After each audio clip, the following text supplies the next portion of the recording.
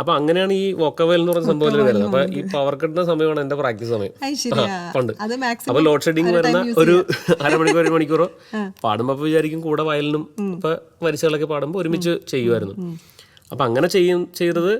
പിന്നീട് ഞാൻ ഒരിക്കൽ പറഞ്ഞ പോലെ ആ സ്കൂൾ കാലഘട്ടത്തിൽ ഞാൻ ദൂരദർശനിൽ ഒരു പ്രോഗ്രാമിന് പോയപ്പോൾ ആനന്ദവർമ്മ സാറുണ്ടാവും. സാർ അവിടെ അന്ന് ദൂരദർശനിൽ വർക്ക് ചെയ്യുവാണ്. സാറ് ഒരു കർണാട്ടിക് മ്യൂസീഷ്യനാണ്, അതുപോലെ വയലിനും വായിക്കും.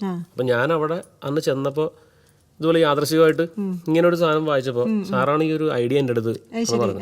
ഞാനത് ട്രൈ ചെയ്യാറിലാണ്, മോനെ ഇങ്ങനെ ചെയ്യുവാണെങ്കിൽ നിങ്ങൾ കച്ചേരി ആയിട്ട് ചെയ്യാൻ നോക്കും. അപ്പോൾ ഒരുമിച്ച് അത്രയും എന്ന് വെച്ചാൽ നമ്മളെപ്പോഴും പാടുമ്പോൾ ഒരാൾ കൂടെ വയലിൻ ഫോളോ ചെയ്യും. അപ്പോൾ ഇത് പാടിക്കൊണ്ട് ഫോളോ ചെയ്യുമ്പോൾ നമ്മൾ ക്ലീൻ ആയിട്ട് നമുക്കത് കുറച്ചും കൂടി ബ്ലെൻഡ് ആയിരിക്കും.